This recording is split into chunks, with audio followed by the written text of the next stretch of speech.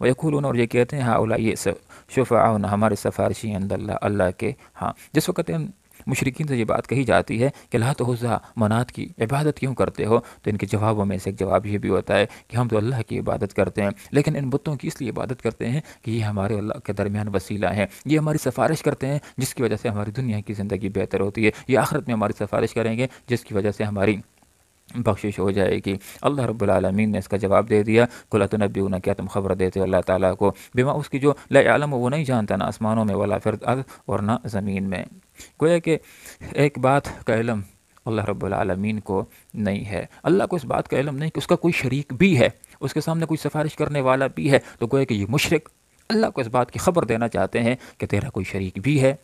اور تیرے سامنے کوئی سفارش کاریہ کرنے والا بھی ہے کہ جس کے سامنے یا اللہ تو مجبور ہو جائے، اس کی سفارش کے سامنے تو مجبور ہو جائے۔ تو یہ ایک لطیف سا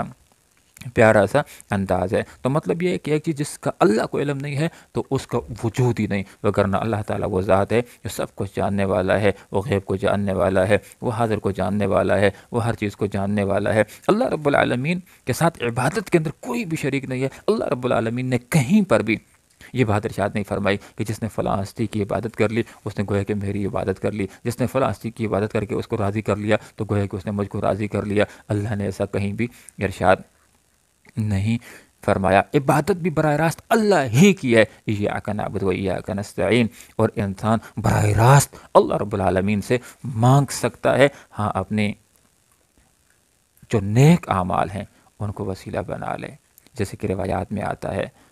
کہ ایک آدمی نیک اعمال کو وسیلہ بنا سکتے کہ یا اللہ یہ نیک عمل کیا ہے، اگر تیری رضا کے لیے کیا ہے تو اس کو اپنی بارگاہ میں قبول فرما اور میرے اس مسئلے کو حل کر لے، تو اللہ تعالیٰ دعا کو سنتا ہے، قبول کرتا ہے اور بندے کی مسئلے کو اللہ رب العالمین حل فرماتا ہے۔ کل کہہ دیجیے